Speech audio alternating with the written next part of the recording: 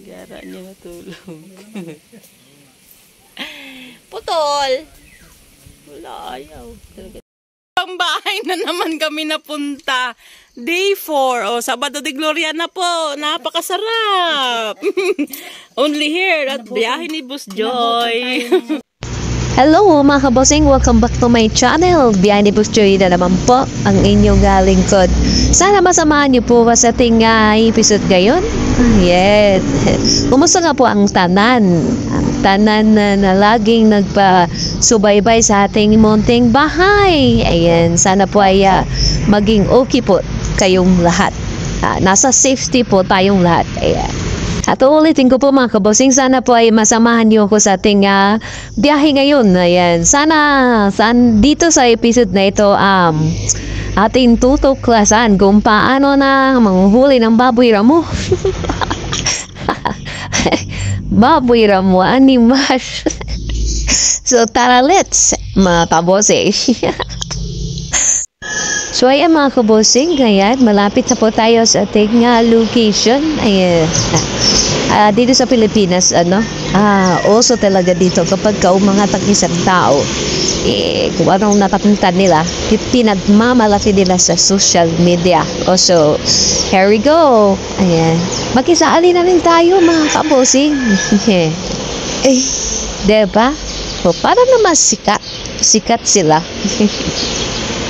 Ayan, nalalapit na po tayo. Marami ng kurbada sa daan, no? Ayan. Dito sa Facebook, sa larangan ng Facebook, ang daming nakaantabay sa buhay ni Biyahin Boss Joy. Ang daming mga himantayon ba, namaga na lang ng mga bilbil o mga labi, no? So, God bless na lang sa inyo. Na parehas tayo, maraming makamtang asin suka sa buhay natin. Ayan. May kanya-kanya naman tayong kapalaran, mga kabosing. Ang palad ng tao ay nakasam-ayon at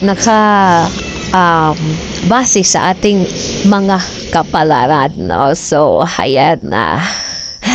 Samahan niyo lang ako mga kapusing para makimaritis sa ating biyahe sa biyahe ni Boss Joy. Kapag kasi hindi ka makimaritis, wala kang litis. Ay, ginoo po. Yung iba dyan, nahuhuli pa natin sa akto ng buhay natin ay pinag-uusapan. O, diba? Putang ina naman talaga. No? Akala mo may ambag at may naiambag sa buhay natin, 'di ba?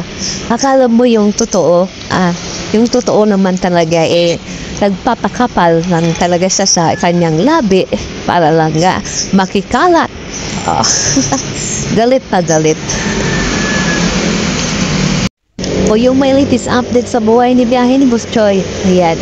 Kung alam ninyo, comment down para mabigyan ko kayo ng award. 500 square meter.